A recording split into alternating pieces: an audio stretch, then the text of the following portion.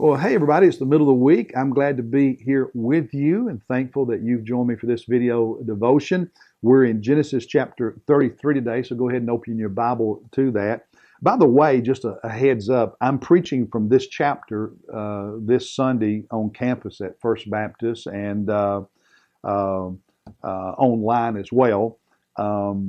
And this is the heart of the sermon, but really it's a sermon that looks at the entire family dynamics of Jacob and Esau and the reconciliation that takes place in this chapter between the two of them. And I titled the sermon, Mending Broken Families. Mending Broken Families. So that's this Sunday, 11 o'clock, I'm sorry, 10:30 on campus for our contemporary service, 9 o'clock for our traditional service, and online starting at 7. Now, in the devotion today, I'm not going to share with you what I'm going to preach Sunday.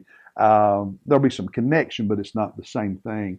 What stood out to me is the first two verses, the very first two verses, and the summary or the headline I wrote for what God spoke to me in those verses in this chapter is the seeds of jealousy.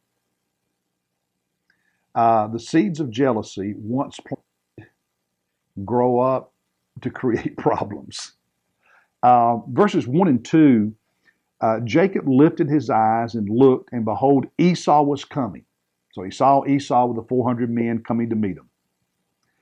And so 400 men with him. And so he divided the children among Leah and Rachel and the two maids. Remember, he had 11 sons plus a daughter by Leah. I think, 6 sons and a daughter by Leah. 2 sons by each of the 2 maids, and 1 son by Rachel, the woman that he actually loved the most. And he would later have another son by Rachel as well. But anyway, so he divides them. But here's what caught my attention is verse 2. He put the maids and their children in front, then Leah and her children next, and Rachel and her son Joseph last. So he had divided everything up, and he put so that if Esau with his men attacked, those in the back would have time maybe to get away, escape back to where they came from. But now think about this. So he doesn't know what's going to happen, how Esau is going to react. So he puts the 2 maids and their children, his sons. Okay, 4 of those 4 sons became the heads of the ones that 4 of the tribes of Israel were named after. They're his sons, okay?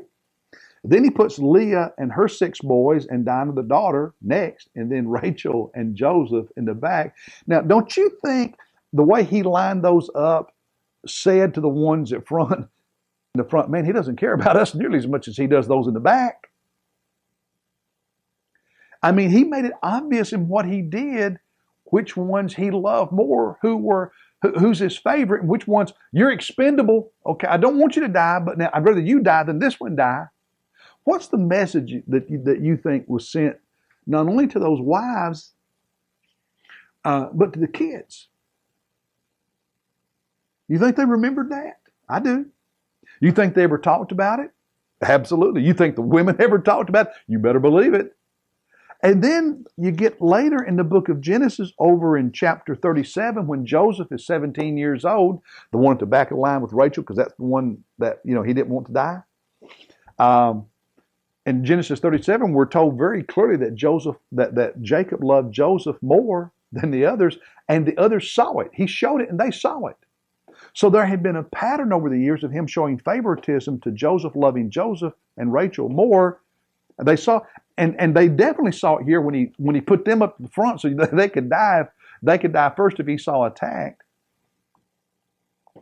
And we learn later in chapter 37 that Joseph's brothers, that the sons of all these other women, hated Joseph and were harsh with him. No wonder.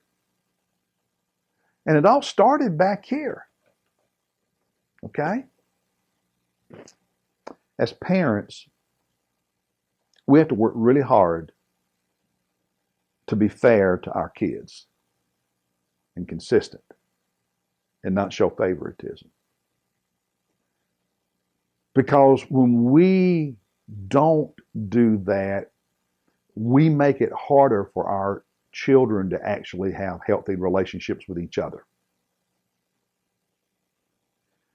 We create the jealousy sometimes between our kids, the difficulty they sometimes face in having strong, healthy relationships because kids just know. Kids just know if you love one more than the others. If you show favoritism to one over the, they just know. Oh, and by the way, it's not just when they're little and you're raising them, it's also when you're older and they're adults and what you do with your will and with your money. Don't make it harder for your children to have loving relationships because you show favoritism at any season in life. That created a lot of problems for Jacob's children in the years to come, didn't it? Let's not do that to our own kids. I hope this word encouragement.